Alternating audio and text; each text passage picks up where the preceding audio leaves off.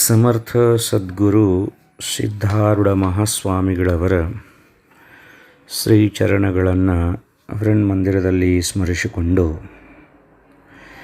ವಿಜಯಪುರ ಜಿಲ್ಲೆ ಬರಗಾಲದ ನಾಡಾದರೂ ಹೃದಯ ಶ್ರೀಮಂತಿಕೆಗೆ ಕೊರತೆ ಇಲ್ಲವಯ್ಯ. ಮನಸ್ಸು ಮಾಡಿದರೆ ಗೋಲು ಗುಮ್ಮಟ ಕಟ್ಟಬಲ್ಲರು. ಮನಕೆ ಮಾಡಿದರೆ ರಾಷ್ಟ್ರ ಮುಖಂಡರಿಗೆ ಚಿನ್ನದಲ್ಲಿ ತೂಗಬಲ್ಲರು. ಬಿರುಸಿನಲ್ಲಿ ಬೆವರು ಸುರಿಸಿ ದುಡಿಯಬಲ್ಲರು. ವಿಶ್ವಗುರು ಬಸವಣ್ಣ ಜಗದಗಲ ಜಂಗಮರು, ಸ್ವಾತಂತ್ರ್ಯ ಸೇನಾನಿ ಹರ್ಡೇಕರ್ ಮಂಜಪ್ಪನವರು, ಕೌಜಲಗಿ ಹನುಮಂತರಾಯರು, ಜಂಗಿನ ಮುರುಗಯ್ಯನವರು, ಜ್ಞಾನನಿಧಿ ಮಲ್ಲಿಕಾರ್ಜುನರು, ಶ್ರೀ ಸಿದ್ದೇಶ್ವರರು, ಮಹಂತಜೋಳಿಗೆಯ ಶ್ರೀ ವಿಜಯ ಮಹಂತೇಶ್ವರರು, ಇದಕ್ಕೆಲ್ಲ ಕಲಶವಿಟ್ಟಂತೆ ಬಂತನಾಳದ ಶಿವಯೋಗಿ ಕ್ಷಾತ್ರ ತೇಜದ ತವರು. ಇವರೆಲ್ಲ ನಮ್ಮವರು, ನಮ್ಮ ವಿಜಯಪುರದವರು, ಶರಣ ಸಂತತಿಯ ಶಿವಚೇತನರು, ಅನಿಕೇತನರು ಅಂತ ಹೇಳಿ ವಿಜಯಪುರ ಜಿಲ್ಲೆಯನ್ನು ಕುರಿತು ಬಹಳ ಸುಂದರವಾಗಿ ಇಲ್ಲಿ ಜ್ಞಾನಿಗಳು ವರ್ಣನೆ ಮಾಡ್ತಾರೆ. ವಿಜಯಪುರ ಬರಗಾಲದಿಂದ ತುಂಬೈತಿ, ಖರೆ ನೀರಿನ ತೊಂದರೆ ಬಹಳ ಐತಿ. ಆದ್ರೂ ಸಹಿತ ಅಂತಹ ಒಂದು ಬಿಸಿಲಿನ ಬೇಗೆಯಲ್ಲಿ ಜಗತ್ತನ್ನು ಉದ್ಧಾರ ಮಾಡಲಿಕ್ಕೆ ಅನೇಕ ಪುಣ್ಯಾತ್ಮರು, ಜ್ಞಾನಿಗಳು, ವಿಜ್ಞಾನಿಗಳು, ರಾಷ್ಟ್ರಮಟ್ಟದ ನಾಯಕರು ಜನ್ಮವನ್ನು ಎತ್ತಿ ಬಂದರು. ಅಂದ್ರೆ ಆ ವಿಜಯಪುರ ಜಿಲ್ಲೆಯ ಒಂದು ಮಣ್ಣಿನ ಪುಣ್ಯ ಎಷ್ಟು ಇರಬಹುದು ಅಂತ ಹೇಳಿಕಾರ ಬಹಳ ಸುಂದರವಾಗಿ ಇಲ್ಲಿ ಹೇಳ್ತಾರೆ. ಹುಟ್ಟೋದು ಸ್ವಾಭಾವಿಕ, ಆದ್ರೆ ಮಹಾತ್ಮರು ಹುಟ್ಟೋದೈತಲ್ಲ ಇದು ಅದ್ಭುತ. ಇಷ್ಟು ನೆನಪಿಟ್ಕೋಬೇಕ್ರಿ. ಭಾಳ ಜನ ನಾವು ಹುಟ್ಟುತ್ತೀವಿ, ಆದರೆ ಮಹಾತ್ಮರು ಹುಟ್ಟೋದೈತಲ್ಲ ಅದು ಭಾಳ ಜನ್ಮದ ಪುಣ್ಯದ ಫಲವಾಗಿ ಹುಟ್ಟುತ್ತಾರೆ. ನಮ್ಮಂಥವ್ರು ಹುಟ್ತೀವಿ, ನಾವಿದ್ರೂ ಅಷ್ಟೇ, ಹೋದ್ರೂ ಅಷ್ಟೇ. ಆದರೆ ಮಹಾತ್ಮರು ಹುಟ್ಟಿದ್ರಪ್ಪ ಅಂದ್ರೆ ಏನು ಮಾಡ್ತಾರಂದ್ರೆ ನಮ್ಮಂಥ ಪಾಮರರ ದುಃಖವನ್ನು ನಿವಾರಣೆ ಮಾಡ್ತಾರೆ.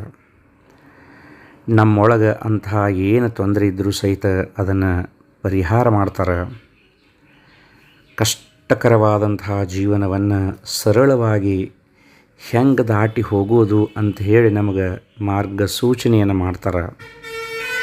ನಮ್ಮ ನಿಜ ಸ್ವರೂಪವನ್ನು ತೋರಿಸಿ ದುಃಖ ಸಾಗರದಿಂದ ನಮ್ಮನ್ನು ಮ್ಯಾಲೆ ಎತ್ತುತ್ತಾರೆ.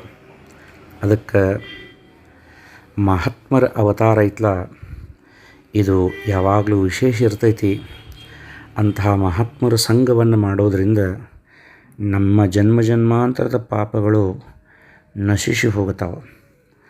ಹಿಂಗೆ ಅನೇಕ ಮಹಾತ್ಮರು ಜನ್ಮವನ್ನು ಎತ್ತಿ ಬಂದರು. ಅಂಥವರೊಳಗೆ ಬಂತನಾಳದ ಶ್ರೀ ಸಂಗನ ಬಸವ ಶಿವಯೋಗಿಗಳು. ಸಂಗನ ಬಸವ ಶಿವಯೋಗಿಗಳು ಅಂತಂದ್ರೆ ಆಧುನಿಕ ಯುಗದ ಬಸವಣ್ಣ ಅಂತ ಹೇಳಿಕಾರ ಪ್ರಖ್ಯಾತಿಯನ್ನು ಹೊಂದಿದಂಥ ಪುಣ್ಯಾತ್ಮರಿವರು. ಇವರು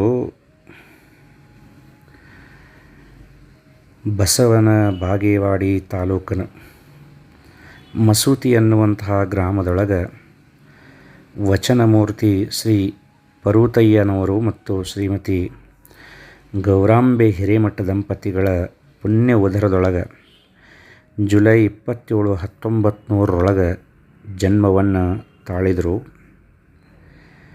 ಆಮೇಲೆ ಆ ಮಸೂತಿ ಗ್ರಾಮದೊಳಗೆ ಪುಣ್ಯಾತ್ಮರ ಸಂಘದಿಂದ ಮತ್ತು ಅವರ ಹಿರಿಯರ ಒಂದು ಹೆಸರುಗಳಿದ್ದು ಸಂಗನ ಬಸವ ಅಂತ ಹೇಳಿಕಾರ. ಅದಕ್ಕಾಗಿ ಇವರಿಗೆ ಸಂಗನ ಬಸವ ಅಂತ ಹೇಳಿಕಾರ ಹೆಸರಿಟ್ಟರು. ಅರಿವಿನ ಮನೆಯಾದ ಮಸೂತಿಯ ಮಮತೆಯ ಮಸೂತಿ ಗ್ರಾಮ ಅಧ್ಯಾತ್ಮ ಪರಂಪರೆಯಿಂದ ಹೆಸರುವಾಸಿ ಶ್ರೀ ಜಗದೀಶ್ವರ ಶಿವಯೋಗಿಗಳು ಈ ಊರಿನ ದೈವವಾಗಿದ್ದರವಾಗ. ಅನೇಕ ಹಿರಿಯರು ಅನುಭಾವಿಗಳ ಸಂಪರ್ಕದಿಂದ ಸಂಗನ ಬಸವ ಮಹಾಸ್ವಾಮಿಗಳ ಜೀವನ ಅತ್ಯಂತ ವಿಶೇಷವಾಗಿ ಆಗಕತ್ತಂತ ಹೇಳ್ತಾರಲ್ಲಿ. ಸಂಗನ ಬಸವ ಮಹಾಸ್ವಾಮಿಗಳ ಒಂದು ಪುಣ್ಯದ ಬಲ ಎಂಥದ್ದು ಇತ್ತು ಅಂತಂದ್ರೆ 1910 ಉಕ್ಲಿ ಪ್ರಾಥಮಿಕ ಶಾಲೆ ಪೂರೈಸಿ ಮಸ್ವಿನಾಳ ಗೌರಿ ಜಾತ್ರೆ ಒಳಗೆ ನಾಟಕದೊಳಗೂ ಸಹಿತ ಅಭಿನಯ ಮಾಡಿ ಶ್ರಾವಣದ ಪ್ರವಚನದೊಳಗೆ ತತ್ವಗೀತೆಗಳನ್ನು ಹಾಡಿ ಚಿಕ್ಕಪ್ಪನವರಿಂದ ಪ್ರೇರಿತರಾಗಿ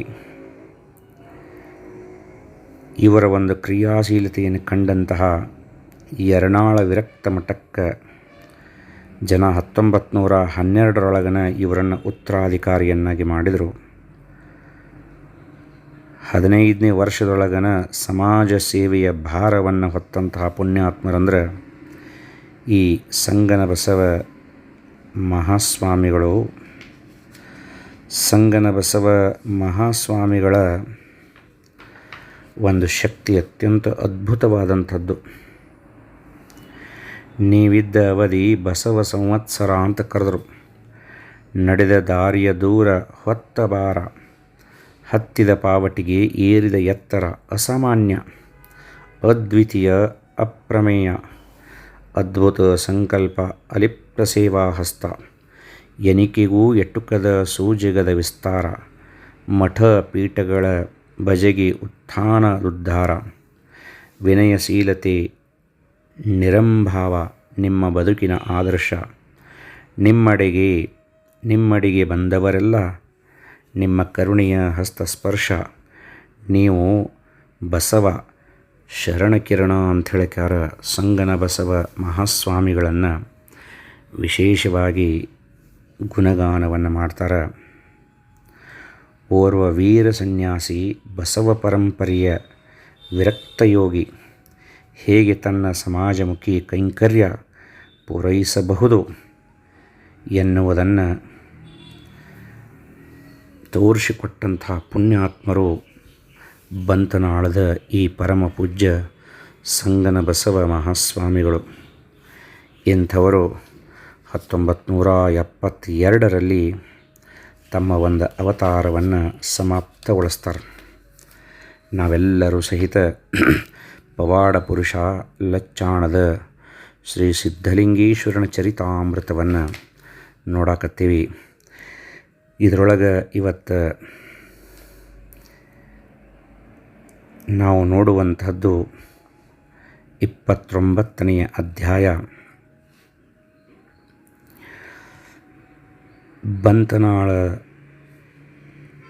ಬಂತನಾಳದ ಪುಣ್ಯಪೀಠದ ಮೆರಿವೆ ಉತ್ತರದಾಯಿ ಮಹಿಮರ ಕುರುಹು ತೋರಿಸಿ ಸಕಲ ಭಕ್ತರ ಮನವರಂಜಿಸಿದ ಮುಂದೆ ಜನಿಸುವ ಧೀರಯೋಗಿಯು ತಂದೆಯಂತಿರೇ ನಮ್ಮ ಕ್ಷೇತ್ರದ ಕುಂದನೆನಿಸದೆ ನಿಂದು ಕಾಯುವನೆಂದು ಸಾರಿದನು ಅಂಥೇಳಿ ಇಲ್ಲಿ ಆರಂಭ ಮಾಡ್ತಾರೆ. ಬಂತನಾಳದ ಶ್ರೀಪೀಠದ ಉತ್ತರಾಧಿಕಾರಿಯಾಗಲು ಎಂತಹ ಮಹಿಮಾಶಾಲಿ ವ್ಯಕ್ತಿಗಳು ಇರುತ್ತಾರೆ. ಯಾರಿಗೂ ಆಗದಂತೆ ಬಸವಾದಿ ಪ್ರಮಥರಂತೆ ಗುರುಲಿಂಗ ಜಂಗಮ ಮಹತ್ವನಾಡಿಗೆ ತೋರಿಸಿಕೊಡುತ್ತಾರೆ. ಮತ್ತು ಲಚ್ಚಾಣದ ಶ್ರೀಮಠದಿಂದ ಭೀಮಾ ನದಿಯ ಪರ್ಯಂತರ ಇರುವೆಗಳು ಅಗಣಿತ ಸಂಖ್ಯೆಯಲ್ಲಿ ಕೂಡಿದಾಗ ಹೇಗೆ ದಟ್ಟವೆನಿಸುತ್ತದೆಯೋ ಅದರಂತೆ ಜನರು ಅಸಂಖ್ಯಾತ ಸಂಖ್ಯೆಯಲ್ಲಿ ನೆರವೇರುತ್ತಾರೆ. ಅಲ್ಲಿ ಬಂತನಾಳ ಪೀಠದ ಶ್ರೀ ಶಿವಯೋಗಿ ಕಾಣಿಸದಂತೆ ಪೂಜೆಯಲ್ಲಿ ಜನರನ್ನು ಮಗ್ನ ಮಾಡುತ್ತಾನೆ.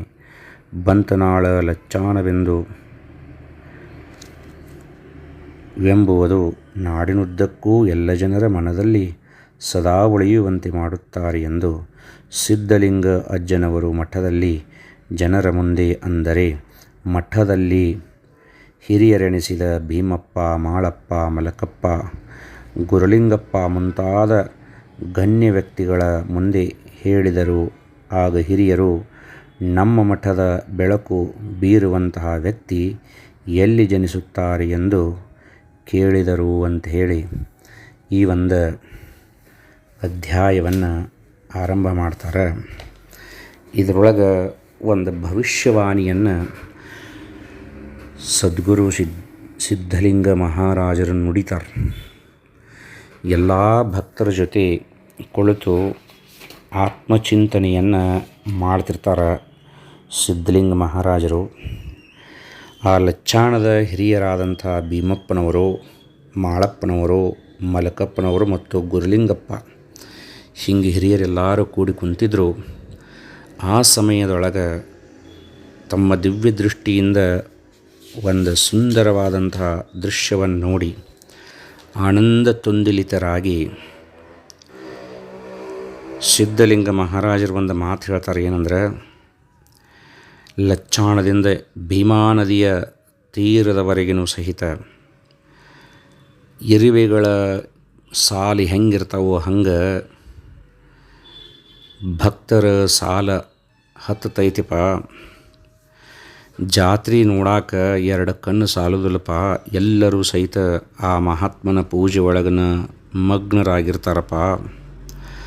ಆ ಮಹಾತ್ಮನಿಂದ ಬಂತನಾಳದ ಕೀರ್ತಿ, ಲಚ್ಚಾಣದ ಕೀರ್ತಿ ವಿಶ್ವಕ್ಕೆ ವ್ಯಾಪಿಸ್ತೈತಿಪ್ಪ ಅಂಥೇಳಿ ಭವಿಷ್ಯ ನೋಡಿದ್ರಂತ. ಆವಾಗ ಅಲ್ಲಿದ್ದಂಥ ಹಿರಿಯರು ಕೇಳ್ತಾರೆ, ಯಪ್ಪ ಆ ಪುಣ್ಯಾತ್ಮರು ಯಾರು, ಎಲ್ಲಿದ್ದಾರೆ ಅಂತ ಕೇಳ್ತಾರೆ. ಆವಾಗ ಹೇಳ್ತಾರೆ, ಇದೇ ವಿಜಯಪುರ ಜಿಲ್ಲೆ ಒಳಗಿರುವಂತಹ ಮಸೂತಿ ಈ ಗ್ರಾಮದೊಳಗನ ಆ ಪುಣ್ಯಾತ್ಮ ಜನಿಸಿದಾನ.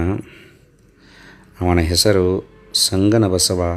ಗೌರಾಂಬೆ ಮತ್ತು ಪರ್ವತಯ್ಯ ಅವರ ತಂದೆ ತಾಯಿಗಳು 1900ನೇ ಇಸ್ವಿ ಒಳಗನ ಜನ್ಮ ತಾಳಿದಾನಪ್ಪ.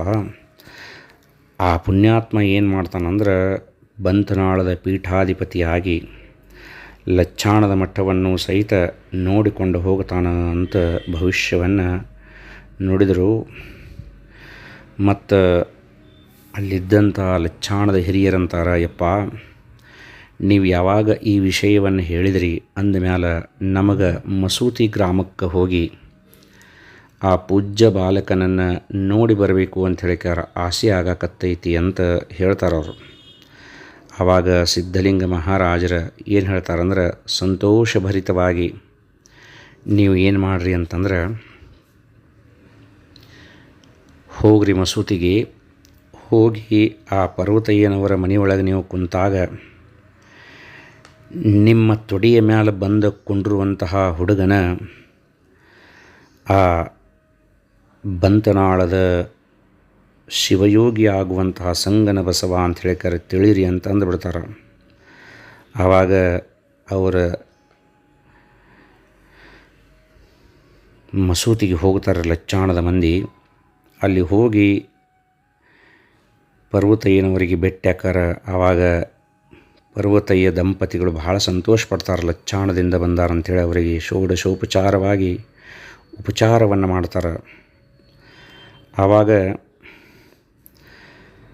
ಅವರು ಊಟ ಮಾಡಿ ಕುಂತಾಗ ಅವರ ತೊಡಿ ಮೇಲೆ ಬಂದ ಆ ಸಂಗನ ಬಸವ ಬಾಲಕರು ಬಂದು ಕುಂಡಿರ್ತಾರೆ. ಅವರನ್ನು ನೋಡಿದ ಕೂಡಲೇ ಲಚ್ಚಾಣದ ಹಿರಿಯರಿಗೆ ಕಣ್ಣೀರು ಹೋಗಕ್ಕೆ ಚಾಲೂ ಮಾಡ್ತಾವೆ. ಎಂತಹ ಕಳೆ, ಎಂತಹ ತೇಜಸ್ಸು! ನಮ್ಮ ಗುರುವಿನ ಒಂದು ಭವಿಷ್ಯವಾಣಿ ಸತ್ಯ. ಮುಂದೆ ಇವ ಮಹಾತ್ಮ ಆಗಿ ಆಧುನಿಕ ಯುಗದ ಬಸವಣ್ಣನಾಗಿ ಬಸವ ತತ್ವದ ಪತಾಕೆಯನ್ನು ವಿಶ್ವವ್ಯಾಪಕ ಹಾರಿಸ್ತಾನ ಅಂತ ಹೇಳಿಕ್ಯಾರ. ಗುರುಗಳ ನುಡಿದಂತಹ ಭವಿಷ್ಯವಾಣಿಯನ್ನು ಪರ್ವತಯ್ಯನವ್ರ ಮುಂದೆ ಹೇಳ್ತಾರೆ. ಪರ್ವತಯ್ಯನವರು ಸಹಿತ ಬಹಳ ಸಂತೋಷ ಪಡ್ತಾರೆ. ಲಚ್ಚಾಣದ ಎಲ್ಲ ಹಿರಿಯರು ಸಹಿತ ಆ ಬಾಲಕನನ್ನು ನೋಡಿ ಆ ಹುಡುಗನ ಪಾದಕ್ಕೆ ಹಣಿ ಹಚ್ಚಿ ನಮಸ್ಕಾರ ಮಾಡಿ ಸಂತೋಷಭರಿತರವಾಗಿ ಮುಂದವರು ಏನು ಮಾಡ್ತಾರಂದ್ರೆ ಹೊಳ್ಳಿ ಲಚ್ಚಾಣಕ್ಕೆ ಬರ್ತಾರೆ. ಮುಂದೆ ಸ್ವಲ್ಪ ವರ್ಷದ ನಂತರ ಯರನಾಳ ಮಠಕ್ಕೆ ಸಂಗನ ಬಸವ ಸ್ವಾಮಿಗಳನ್ನು ಪೀಠಾಧಿಪತಿಗಳನ್ನಾಗಿ ಮಾಡ್ತಾರೆ. ಮತ್ತು ಅದನ್ನು ನೋಡಿದ ಕೂಡಲೇ ಜನರಿಗೆ ಅನ್ನಕ್ಕೆ ಅನ್ಸಕ್ಕೆ ಚಾಲು ಮಾಡ್ತೈತಿ. ಅಜ್ಜನ ವಾಣಿ ಸತ್ಯ ಆಗಕತ್ತೈತಪ್ಪ ಅಂತೇಳಿ. ಮುಂದೆ ಸ್ವಲ್ಪ ದಿವಸದ ನಂತರ ಬಂತನಾಳದ ಚನ್ನಬಸವ ಶಿವಯೋಗಿಗಳು, ಶಂಕರಲಿಂಗ ಮಹಾರಾಜರ ನಂತರ ಚನ್ನಬಸವ ಶಿವಯೋಗಿಗಳು ಬಂದಿದ್ದರು. ಅವರು 1916 ಲಿಂಗೈಕ್ಯರಾಕ್ಕಾರ. ಆ ದಿವಸ ಯರನಾಳದೊಳಗೆ ಮಲ್ಕೊಂಡಿರ್ತಾರೆ ಸಂಗನ ಬಸವ ಸ್ವಾಮಿಗಳು. ಅಂದರೆ ಕೇವಲ 16 ವರ್ಷದವ್ರು ಇರ್ತಾರೆ. ಅವಾಗ ಅವರು ಸ್ವಪ್ನದೊಳಗೆ ಸಾಕ್ಷಾತ್ ಸಿದ್ಧಲಿಂಗ ಮಹಾರಾಜರು ಹೋಗ್ತಾರೆ.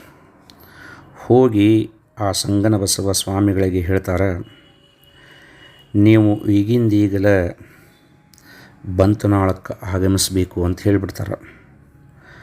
ಆ ಧ್ವನಿ, ಆ ತೇಜೋಮಯವಾದಂತಹ ಮುಖ, ಅವರು ಹೇಳುವಂತಹ ಭಾವದಿಂದ ಆಶ್ಚರ್ಯಚಕಿತರಾದಂತಹ ಸಂಗನ ಬಸವ ಶಿವಯೋಗಿಗಳು ಯರನಾಳದಿಂದ ಕುದುರೆಯನ್ನು ಹತ್ತಿ ರಾತ್ರೋರಾತ್ರಿ ಬಂತನಾಳಕ್ಕೆ ಬಂದು ತಲುಪ್ತಾರೆ. ಆವಾಗ ಅಲ್ಲಿ ಆ ಚನ್ನಬಸವ ಶಿವಯೋಗಿಗಳ ಅಂತ್ಯಕ್ರಿಯೆ ನಡೆದಿರ್ತದೆ. ಅದರ ಉಸ್ತುವಾರಿಯನ್ನು ಸಿದ್ಧಲಿಂಗ ಮಹಾರಾಜರನ್ನು ತಗೊಂಡಿರ್ತಾರೆ. ಮುಂದೆ ಅಲ್ಲಿ ಆಗಮಿಸಿದಂತಹ ಸಂಗನ ಬಸವ ಶಿವಯೋಗಿಗಳನ್ನು ನೋಡಿದಂತಹ ಸಿದ್ಧಲಿಂಗ ಮಹಾರಾಜರು ಸಂತೋಷಭರಿತರಾಗಿ ಅವರನ್ನು ಆಲಿಂಗಿಸ್ತಾರೆ. ಯಾವಾಗ ಸಿದ್ಧಲಿಂಗ ಮಹಾಸ್ವಾಮಿಗಳನ್ನು ನೋಡ್ತಾರೆ, ಮಹಾರಾಜರನ್ನು ಯಾವಾಗ ಅವರನ್ನು ಆಲಿಂಗಿಸ್ಕೊಳ್ತಾರೋ ಆವಾಗ ಸಂಗನ ಬಸವ ಮಹಾಸ್ವಾಮಿಗಳಿಗೆ ಅನಿಸ್ತೈತಿ ಏನಂದರೆ, ನನ್ನ ಸ್ವಪ್ನದೊಳಗೆ ಬಂದ ಇಲ್ಲಿ ಬಾ ಅಂತ ಹೇಳಿದಂತಹ ಪುಣ್ಯಾತ್ಮರು ಮತ್ತಾರೂ ಅಲ್ಲ, ಈ ಲಚ್ಚಾಣದ ಸಿದ್ಧಲಿಂಗ ಮಹಾರಾಜರಂತೇಳಿ ಗೊತ್ತಾಗತೈತಿ. ಅದನ್ನು ನೋಡಿ ಭಾಳ ಸಂತೋಷಪಟ್ಟು ಆ ಒಂದು ಬಂತನಾಳದ ಗ್ರಾಮಸ್ಥರು, ಬಂತನಾಳದ ಆ ಒಂದು ಮಠದ ಭಕ್ತರು ಎಲ್ಲರೂ ಒಕ್ಕೋರಲಿಂದ ಒಂದು ನಿರ್ಣಯ ಮಾಡ್ತಾರೆ. ಏನಂದರೆ,